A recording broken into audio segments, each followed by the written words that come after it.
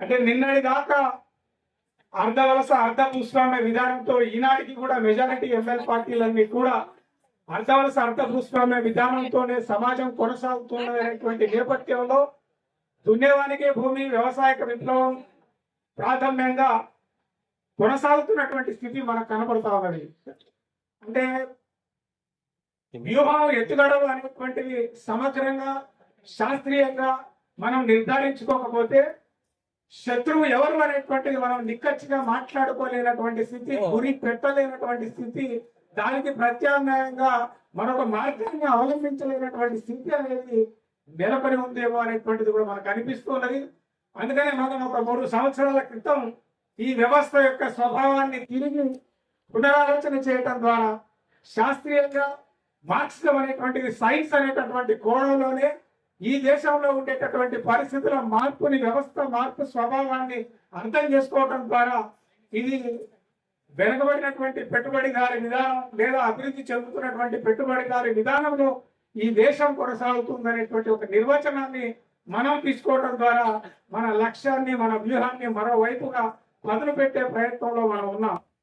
అయినా ఇప్పటికీ కూడా ఇంకా అనేక పార్టీలు, అనేక ఎమ్మెల్యే పార్టీలు, అంతేకాకుండా గతం నుంచి ఏదైతే మితవాద రివిజనిస్టు లేదా సంస్కరణ పద్ధతుల్లో ఉండేటటువంటి పార్టీలు 100 సంవత్సరాల తర్వాత ఈ రోజుకి కూడా సిపిఐ 100 సంవత్సరాల సభకి మన రేవంత్ రెడ్డిని పిలిచి సందేశాన్ని ఇప్పించుకునే స్థితిలో ఈరోజు కమ్యూనిస్టు పార్టీలు ఉన్నటువంటి స్థితి మనకు కనపడుతున్నది.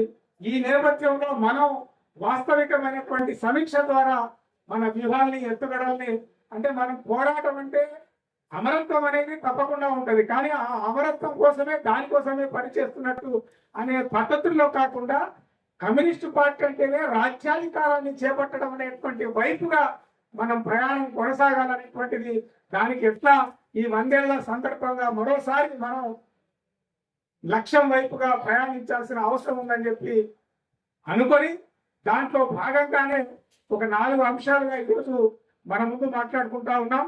ఇది కొంత సూచికగా పనిచేయవచ్చు, కానీ ఈ రాజకీయ లక్ష్యాల కోసం ప్రతి సభ్యుడు కూడా అట్లాంటి అధ్యయనాన్ని కొనసాగించాల్సిన అవసరం మనకందరికీ ఉందని చెప్పి భావిస్తూ ఈరోజు 4 అంశాల మీద ఈ సదస్సు కొనసాగుతుంది.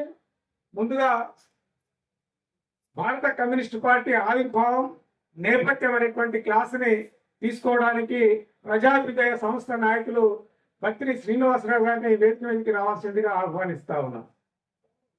ఈ క్లాసుకు అధ్యక్షతగా సిపిఎంఎల్ మాస్లైన్ సెక్రటరీ సభ్యులు కె రమ గారిని అధ్యక్షత వహించడానికి వేదిక పైకి రావాల్సిందిగా కోరుతా ఉన్నాం. స్వాతంత్రోద్యమంలో కమ్యూనిస్టు పార్టీ అనే అంశం మీద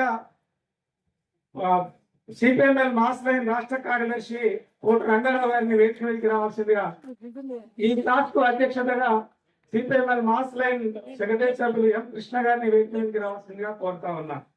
3వ క్లాసుగా కమ్యూనిస్టు పార్టీలో విభజనలు, అతివాద, మితవాద ధోరణులు అనేటువంటి అంశం మీద వక్తగా భార్గవ్ గారిని వేదిక మీదకి రావాల్సిందిగా కోరుతా ఉన్నా.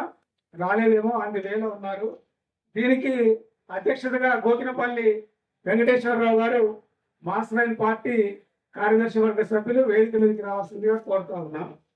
అట్లాగే 4వదిగా భారత కమ్యూనిస్టు ఉద్యమంలో సిపిఎంఎల్ మాస్లైన్ పాత్ర, అంటే మనం గతం నుంచి కొనసాగినటువంటి పార్టీలు ఏవైతే ఉన్నాయో, న్యూ డెమోక్రసీ కానీ, అటు ప్రజాపంత కానీ, అటు మాస్లైన్ కానీ, ఈ మొత్తంగా రేపు మన యొక్క పాత్రను తెలియజేయడానికి మన కేంద్ర కమిటీ సభ్యులు సిపిఎంఎల్ మాస్లైన్ కేజీ రామచంద్ర గారిని వేదిక మీదకి రావాల్సిందిగా ఆహ్వానిస్తున్నాం. ఈ క్లాస్ కి మాస్లైన్ పార్టీ కార్యదర్శి వర్గ సభ్యులు ఐ కృష్ణ గారిని అధ్యక్షత వహించడానికి వేదికపైకి రావాల్సిందిగా కోరుతా ఉన్నా. అట్లాగే ఈ సదస్సుకు ముఖ్య అతిథిగా మాజీ ఎమ్మెల్యే ఇల్లెందు 5 సార్లు గెలిచినటువంటి మన నాయకుడు గుమ్మడి నర్సయ్య గారిని వేదిక మీదకి రావాల్సిందిగా ఆహ్వానిస్తున్నాం. ఈ సదస్సును మొదటి క్లాసు అధ్యక్ష వహించిన గమగారు నిర్వర్తించవలసిందిగా కోరుతా ఉన్నాం.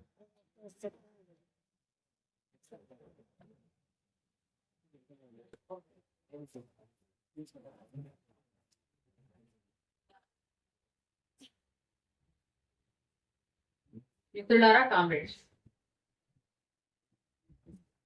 ఇప్పటికీ కమ్యూనిస్టు పార్టీ ఏర్పడి 100 సంవత్సరాలు అయింది. నిన్నటికి 26వ తారీఖు. ఈ 100 సంవత్సరాలలో అనేక పోరాటాలు నడిచినాయి. అది శ్రీకాకుళ ఉద్యమం కావచ్చు, నక్సల్బరీ కావచ్చు, మొషాహరి కావచ్చు, తెబాగా కావచ్చు, గోపి వల్లభపూర్ కావచ్చు, తెలంగాణ సాయుధ పోరాటం కావచ్చు. ఈ పోరాటాల్లో అనేక వందల వేల మంది అమరులయ్యారు. ఈ సమాజంలో మార్పు రావాలని కోరుకొని వాళ్ళందరూ కూడా అమరులయ్యారు.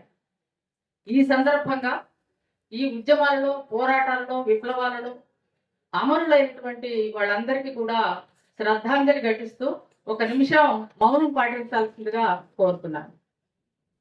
అమరవీరులకు